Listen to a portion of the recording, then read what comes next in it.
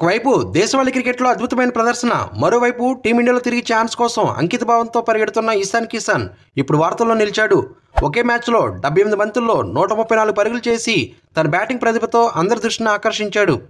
ఇది కేవలం దేశవాళీ క్రికెట్లోనే కాదు, వచ్చే ఐపీఎల్ సీజన్లో సన్ రైజర్స్ హైదరాబాద్ కోసం ఆడబోయే అతని ప్రదర్శనపై కూడా అభిమానుల్లో భారీ అంచనాలు పెరిగాయి.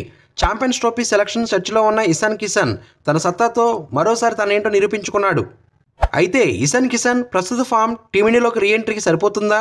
సన్ రైజర్స్ హైదరాబాద్ తరపున అతను ఆడే ఇన్నింగ్స్ జట్టుకు ఎంత ప్రేరణ కలిగిస్తుందో వేచి చూడాలి. ఇషాన్ కిషన్ ప్రతిభ ఈ సీజన్ సన్ రైజర్స్ విజయం కోసం ఎంతటి కీలకమో ఈ వీడియోలో తెలుసుకుందాం.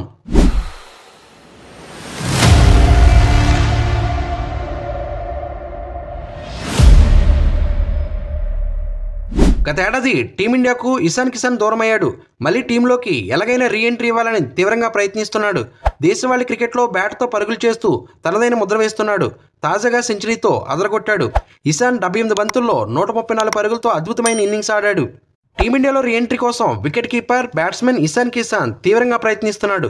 దక్షిణాఫ్రికా పర్యటనను అర్ధాంతరంగా వదిలేసినప్పటి నుంచి భారత్ జట్టులో చోటు దక్కించుకోలేదు.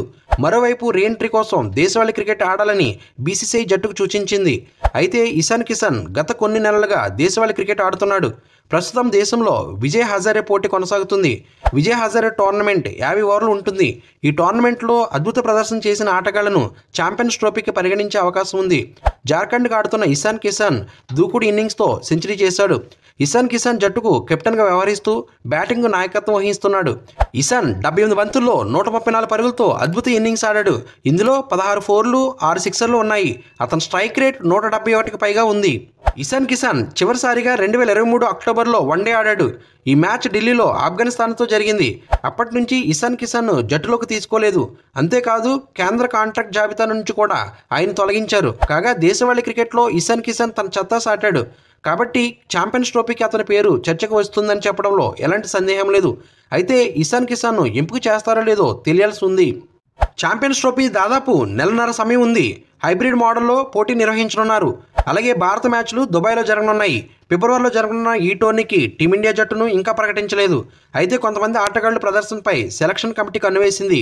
మిగిలిన విజయ్ హజారే ట్రోఫీలో ఇషాన్ కిషన్ పెద్దనాక ఆడితే అతని పేరు పరిశీలించవచ్చు. అదే సమయంలో అతను ఐపీఎల్ 2025 సన్ రైజర్స్ హైదరాబాద్ తరపున ఆడనున్నాడు.